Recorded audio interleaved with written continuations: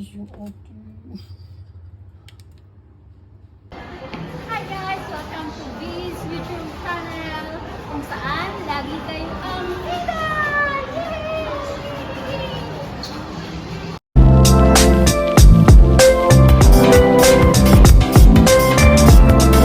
Guys, for today's video, ang ating lulutuin ay star bread with cinnamon.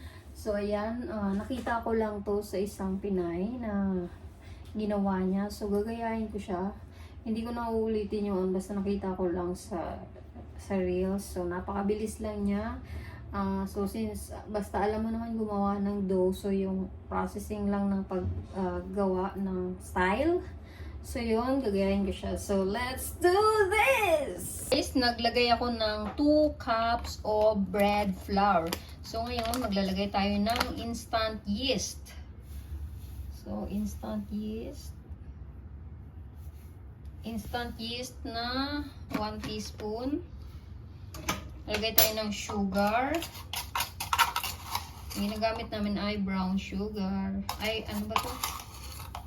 Tawag sa atin, di ba, sa Pilipinas is washed sugar. So, maglalagay ako ng 4 tablespoons and a half. Yan, kasi hindi masarap ang tinapay kapag kulang sa tamis. So, maglalagay din tayo ng butter. So, butter is 10 grams.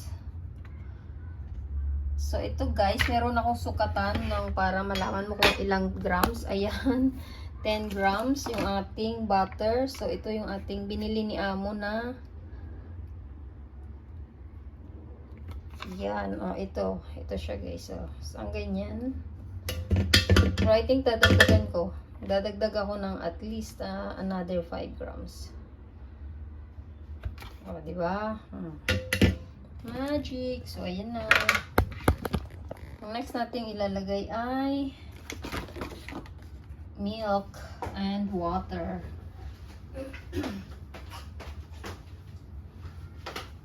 Nakuha tayo ng milk. Guys, maglalagay tayo ng powdered milk. Para yung tinapay natin ay mas masarap. Yes, super soft siya. So, mga 15 grams ang nilagay nating powdered milk. And then, we will add water. Add tayo ng water.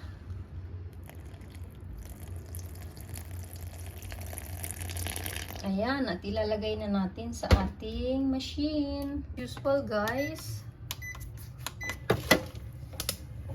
Tignan natin yung ating water level. Na guys, look, very fine na siya. So, mga another 3 minutes and then i-off na natin siya. At dito ko na siya inaano, hindi ko na tinatanggal dito sa machine para save ng energy, ng paglinis. So, pag nag-double na siya in size, so, tatanggalin ko na siya at ipuform ko na as a bread. So, tatakpan lang natin ulit. Mga another 3 minutes. And then, it's very fine na. Guys, yung ating dough, so, nag-double in size na siya. So, ilalabas na natin siya. O, diba? Hindi siya dumikit. So, naglagay tayo ng flour dito. At ating ipuform na yung ating dough into star bread. Cinnamon star bread. Lagay tayo ng kaunting flour para hindi siya ganun ka madikit kasi medyo wet. So, okay lang yan. O, diba? So, i-divide natin to into how many fold kaya? Siguro mga 6, no? 6 fold. So, hahatiin natin to guys into 6 fold. Into 6 pieces. So, ayan. 1. O, diba? Kasi baka masyadong maliit naman kapag Or pwede sigurong gawing 8. Char. Pero okay na to. So, ayan.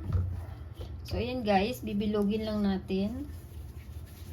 And then, isi-set aside. Lagay lang natin dyan.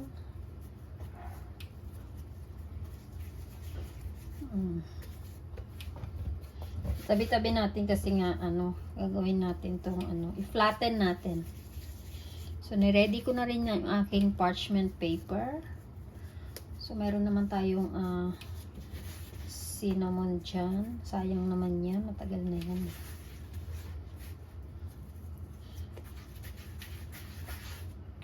So, ayan guys. So, kuhanin ko yung ating cinnamon. Ito yung cinnamon powder ko. Open natin. At saka yung butter. Kailangan natin ng butter guys. I-spread natin na. Malambot. Medyo malambot naman. Pero hindi ganun kalambot. So, kailangan soft siya. Lagyan ko kaya ng lagyan ko ng raisin guys. Maglagay tayo ng raisin. Maglagay tayo ng raisin sa bawat layer. So, ito yung ating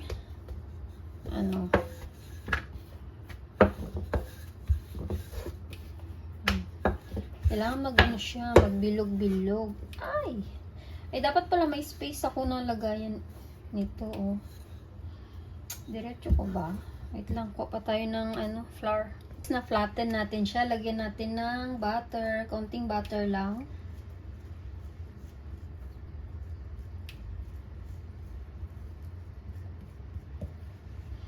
Isang milyong pag-ibig.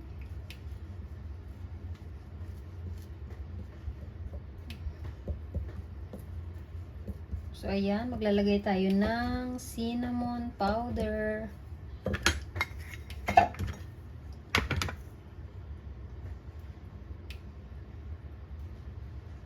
Konti lang kasi huwag natin masyadong damihan. Matapang naman masyado kapag marami, diba? Diba? Add ulit tayo ng cinnamon. Ay, dami. Yan, okay na yan.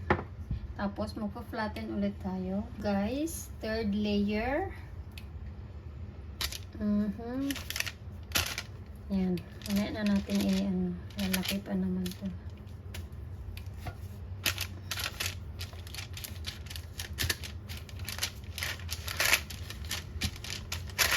Diba? So, maglalagay ulit tayo ng butter. So, meron tayong 6 na layer. 6 na, ang gagawin natin? Yeah, 6 na layer. So, titignan natin yung magiging outcome nito. Cute-cute lang ang kalalabasan nito mamaya.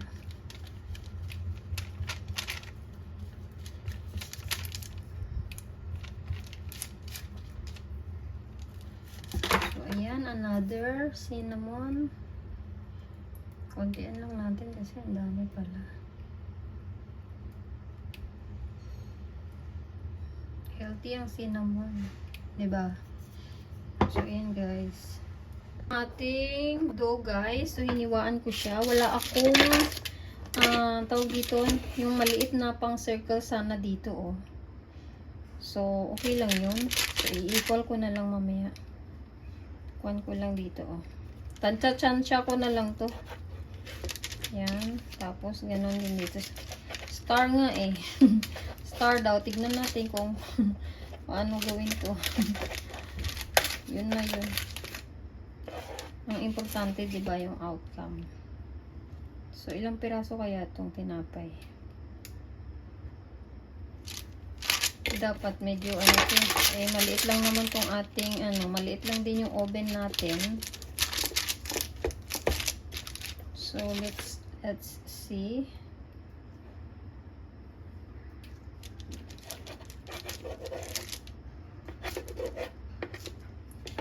Ay, nabutas yung nabutas yung parchment paper, guys.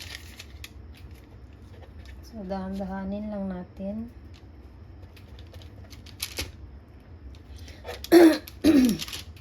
Ilang tinapay ito? 1, 2, 3, 4, 5. Gawin lang natin apat. Apat na bread lang to guys. Pag inano mamaya.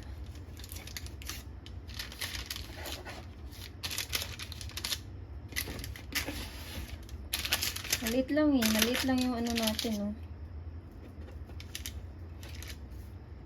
Gawin natin guys. So ito, hihilain natin both side to. Hihilain natin at i-roll. Balik ta rin ba? Yung ganyan. Not perfect, not perfect. Of course, this is a first try. So, dalawang ikot and then twist natin tong dulo para dumikit. Ay, medyo hindi maganda yung ating ano. So, ayan. Okay lang yan. Ganyan.